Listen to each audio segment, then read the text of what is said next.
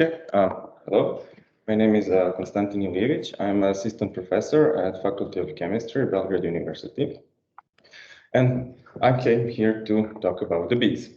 So why are bees so popular? It's an interesting question, not just in regular world, but also in the world of science.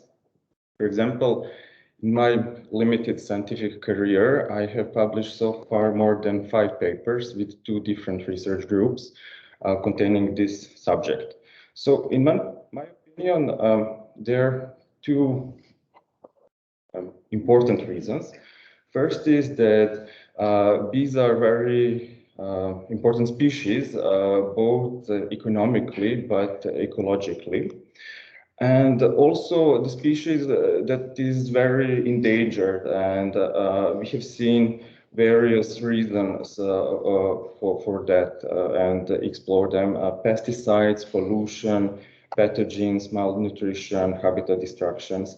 In my research, I'm the most focused on the inorganic pollutants which can affect bees.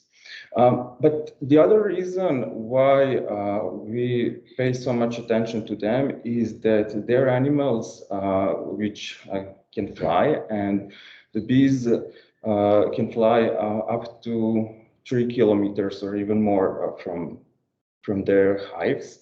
And they also live quite shortly. The lifespan of bees in the summer is measured in weeks, and that is interesting for us because we can use them and see them as little mobile samplers which fly around the environment and interact with it, and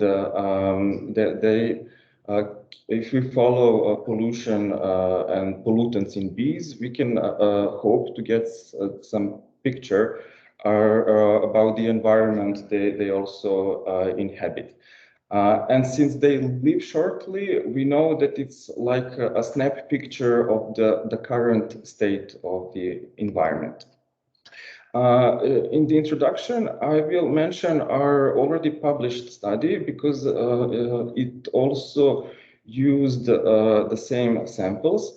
The samples were collected in 3 different environments. Industrial environment, Zajača is the place where we have a lead mine and a lead industry, so it's a heavily contaminated location. Other group of samples comes from Belgrade, which is an urban environment where more than 1.5 million of people lives, and the third environment is mountain region of Golia, which is represented for rural environment. We studied several elements. Some of them are important essential bioelements, others are toxic, and we explored this concentration in the samples of dust, bees, and for the first time it was analyzed a hemolymph of bees. That's basically equivalent of bees' blood. we collected samples in the 3 different seasons because we wanted to explore the seasonality of pollution. So we collected samples in winter, spring, and summer. And you can see here the results for the lead was the worst element. It was most, the pollution was worse for the lead. And you can see that dust samples from industrial environment had much larger concentrations than in urban. And here are the summer and winter seasons. You can also see that in both locations during the winter, pollution pressure is larger. And you can see the same trend in bees. So bees also had higher concentrations in industrial environment, but the difference is not so dire as in dust, and difference is even smaller when you analyze hemolymph. On the other side, we can analyze here samples of dust, and we watched a difference between summer and winter, and here you can see also that another example where samples in winter in dust had higher concentrations, but the bees had different trend. So in urban environment and also in industrial environment, bees actually had higher concentration in summer, and this trend is even more pronounced in hemolymph. So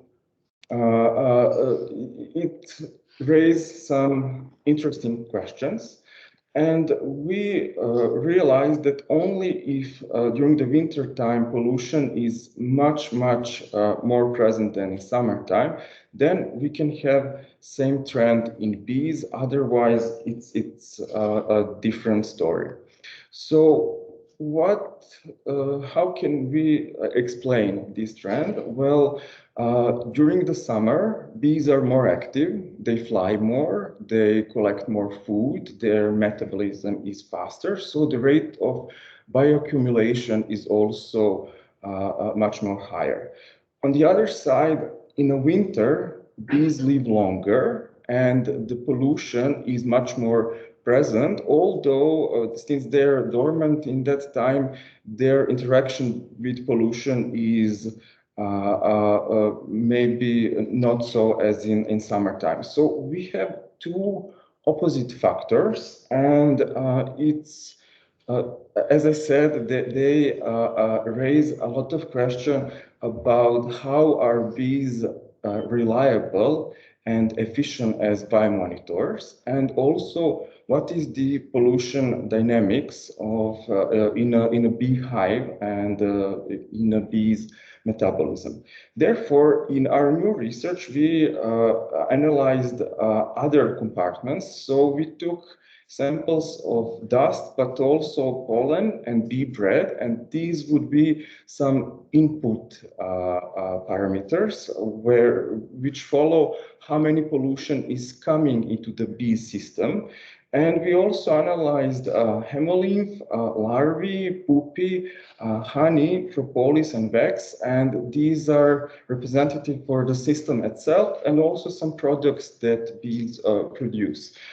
In this table, you can see a concentration normalized compared to concentration in bees. So these are percentages, and the yellow one are the one where concentration is more than 100%.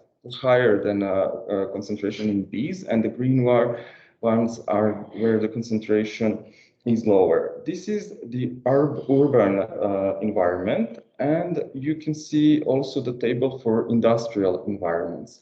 So patterns are kind of similar. Dust had always higher concentrations than bees.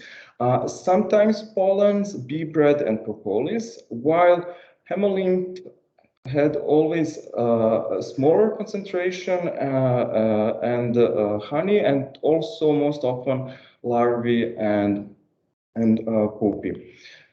So in the next step, we compared concentrations ratios between industrial and urban environment. And here is the example of lead, and you can see the concentrations given in ppm and the ratio industrial divided by urban environment.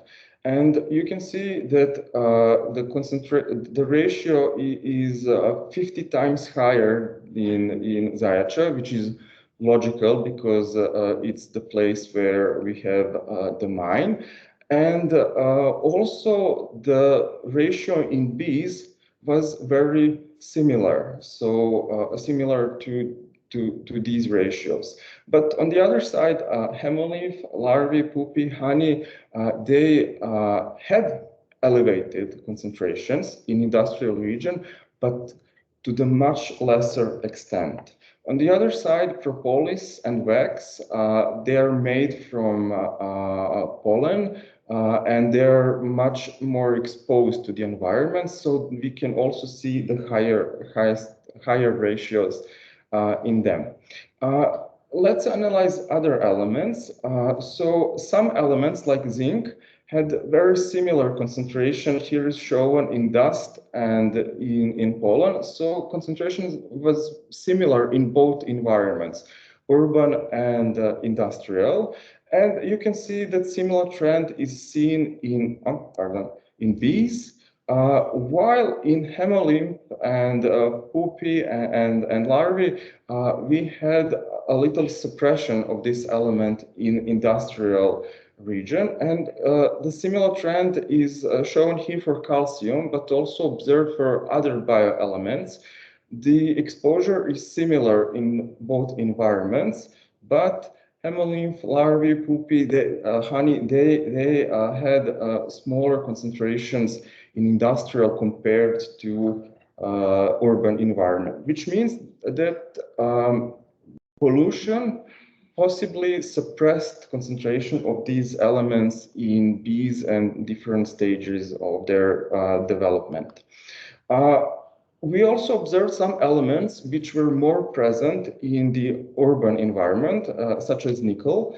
And here we can see the reverse trend that urban bees tried to be resilient and fight the pollution in the same way as did bees from the industrial region. And I can also show you here some situation where pollution was much more present in the dust of industrial region, and while the pollution was also much more present in pollen of urban region. So this is very interesting situation, which can then be further analyzed, but I respect your time, so we can do that some other time. I'll go to conclusions. So these can be used as biomonitors, but results may be representative only in heavy polluted areas. So if you have ambition, for example, to analyze bees in two similar cities which have two similar but different pollutions, you may come with the wrong results.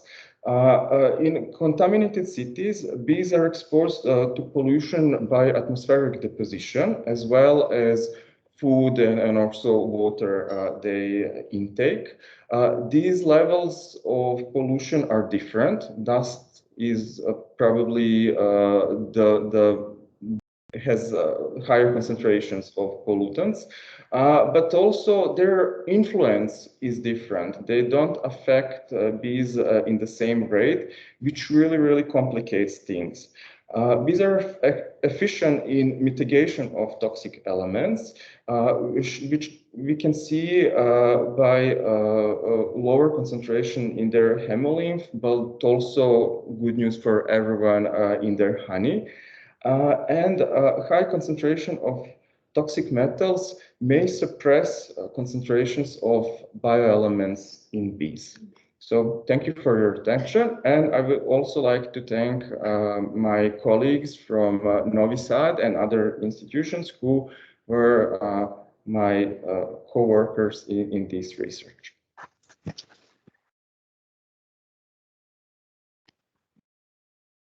Thank you very much. We will proceed with the questions. So, is anyone have a question? Raise your hand.